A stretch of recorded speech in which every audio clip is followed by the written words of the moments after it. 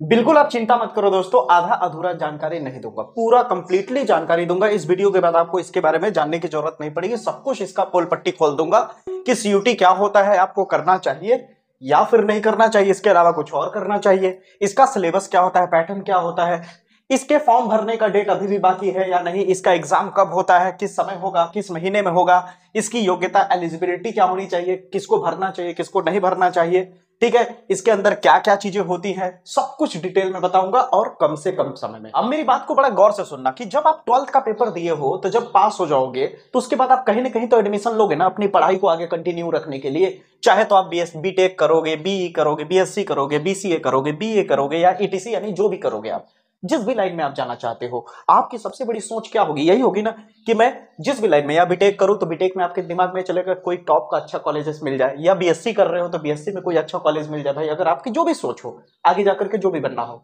जो भी करना हो, लेकिन रास्ते तो यही होंगे ना। तो आप ऐसा तो है नहीं कि रिजल्ट आया तुरंत मुंह उठा करके चल दिए, क्या कहते हैं, हम किसी भी कॉलेज में जाकर के रेंडमली एडमिशन ले लिए। भाई आपको अपनी लाइफ की फिक्र है ना, तो आप किसी न किसी टॉप के कॉलेजेस को चॉइस करोगे ना। आपके दिमाग में तो यही चलेगा ना कि मेरे को कहीं बेहतर कॉलेज मिल जाए। होता क्या है कि आपको बेहतर कॉलेज मिले, टॉप के कॉलेजेस मिले आपकी योग्यता के अनुसार, उस हिसाब से क्या करता है कि एक एनटीए एजेंसी है, एनटीए जिसे नेशनल टेस्टिंग एजेंसी कहते हैं, यही एजेंसी है, भूलना मत दोस्तों, यही एजेंसी है जो जेई, नीट, सीयूटी ये सब चीजों की एग्जाम कंडक्ट कराता है। यानी सारी जिम्मेदारी इसी के ऊपर होती है ये सब एग्जाम की कराने की, एकदम फेयर एग्जाम कराने की। समझ आई मेरी बातें? तो ये एनटीए करता क्या है कि सीयूटी का एक एग्जाम कंडक्ट कराता है, ठीक है, लगभग ये 2022 से हो रहा है, ठीक है।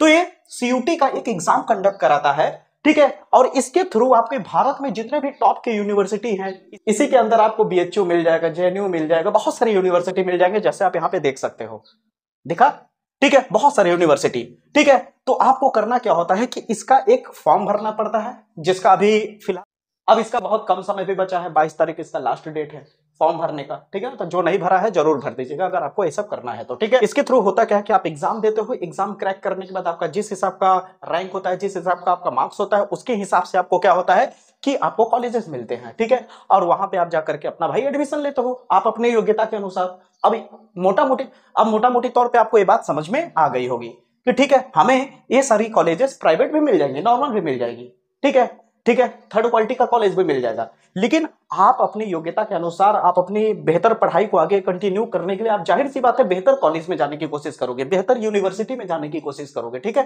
हर किसी का सपना होता है। तो उसके लिए आपको क्या करना पड़ता है, सीयूटी एक एग्जाम होता है, उसे क्रैक करना पड़ता है, ठीक है, उसे एग्जाम देना पड़ता है। एग्जाम देने के बाद आपकी योग्यता के अनुसार तय हो जाता है आपको किस तरह का कॉलेज मिल रहा है। बात समझ में आई या नहीं? बहुत लोगों के मन में एक बात और चलता है, उसको भी क्लियर कर दूं। बहुत लोग सोचते हैं कि सर आगे जाकर के मेरे को सिविल सर्विसेज में जाना है, या एसएससी की तैयारी करनी है, या यूपीएससी की तैयारी करनी है, तो क्या इनमें से बीए करके जाऊं या बीसीए करके जाऊं, या देखो ज्यादातर क्या है ना, आप अगर साइंस साइड के हो ना, जैसे आप बीएससी कर रहे हो या बीटेक करके वो सबकी तैयारी कर रहे हो, तो ज्यादा बेहतर होता है, ठीक ना, साइंस सेक्शन वालों के लिए बहुत ज्यादा बेहतर होता है, ठीक है। आगे चलते हैं, 12 पास वाले इसे भरते हैं, ठीक है। अब आप कहेंगे सर मैं तो 12 का भी पेपर दिया हूं, मेरा तो रिजल्ट ही नहीं आया। आप अपेयरिंग पे भर सकते हो, कोई दिक्कत की बात नहीं है। अब बात करते हैं इसका सिलेबस क्या होता है, ध्यान से समझ। अब दोस्तों बात कर लेते हैं कि इसका एग्जाम कब होता है और इसका सिलेबस का पैटर्न क्या है। ध्यान से समझिएगा दोस्तों, एग्जाम सबसे पहले समझिए कि एग्जाम आपका 15 से लेकर 23 मई के बीच में कभी भी हो सकता है, ठीक है। यानी एग्जाम आपका क्या होता है, 15 से 31 मई के बीच में आपका एग्जाम होता है, ठीक है। और इसका जो रिजल्ट आता है वो लास्ट जून तक आपका रिजल्ट आ जाता है। जो आपका रिजल्ट यानी जो आपका परिणाम है, उसी के बेसिस पे आपका जुलाई में काउंसलिंग होता है, और उसके बाद आपको उसके हिसाब से आपको कॉलेजेस मिलता है, यूनिवर्सिटी मिलता है। समझ आई मेरी बातें? सिलेबस क्या होता है समझिए, इसका सिलेबस ध्यान दीजिए। मेनली सबसे देखो, इसके सिलेबस को ध्यान दीजिए। सबसे पहला आपका होता है लैंग्वेज टेस्ट, ठीक है। लैंग्वेज टेस्ट में आप अपने अनुसार लैंग्वेज लेते हो। यहां पे ऐसा मत समझिएगा कि लैंग्वेज केवल आपका दो ही है, हिंदी और इंग्लिश, नहीं, बहुत सारे लैंग्वेज है, लेकिन आप अपने सुविधा के अनुसार यहाँ पे आप लैंग्वेज ले सकते हो। जैसे आप हिंदी ले सकते हो, इंग्लिश ले सकते हो, पंजाबी ले सकते हो, गुजराती ले सकते हो, जैसा भी आप लेना चाहो, ठीक है, जो भी आप सुटेबल है, जिसमें भी आप सुटेबल हो, ठीक है। एक लैंग्वेज टेस्ट होता है, एक हो गया ये पेपर आपका। अगला आता है डोमेन सब्जेक्ट। अब डोमेन सब्जेक्ट आपका क्या है, जिसे 12th पास किए हो जिस सब्जेक्ट से, डोमेन यानी आपका मेन सब्जेक्ट। जैसे बहुत लोग फिजिक्स केमिस्ट्री मैथ वाले होंगे, बहुत लोग फिजिक्स केमिस्ट्री बायोलॉजी वाले होंगे। अगर फिजिक्स केमिस्ट्री मैथ वाले हैं तो फिजिक्स लेंगे, केमिस्ट्री लेंगे और मैथ लेंगे। समझ आई मेरी बातें? तो इस तरह से डोमेन सब्जेक्ट होता है, ठीक है, याद रहेगा। फिर आता है जनरल टेस्ट। अब जनरल टेस्ट का जो होता है उसमें आपको जनरल टेस्ट में कहां से सवाल उठा सकता है, ध्यान से समझिए। जनरल टेस्ट में आपका जनरल अवेयरनेस से पूछा जाता है सवाल, करंट अफेयर से पूछा जाता है, लॉजिकल रीजनिंग से और मैथ से। समझाई मेरी बात? ये मैथ थोड़ा हटके होता है, आपका 12th वाला मैथ नहीं है, ठीक है। अब आप बताइए ईमानदारी से, इतनी सारी बातें आपको क्लियर हुई? पक्का क्लियर हो गया होगा।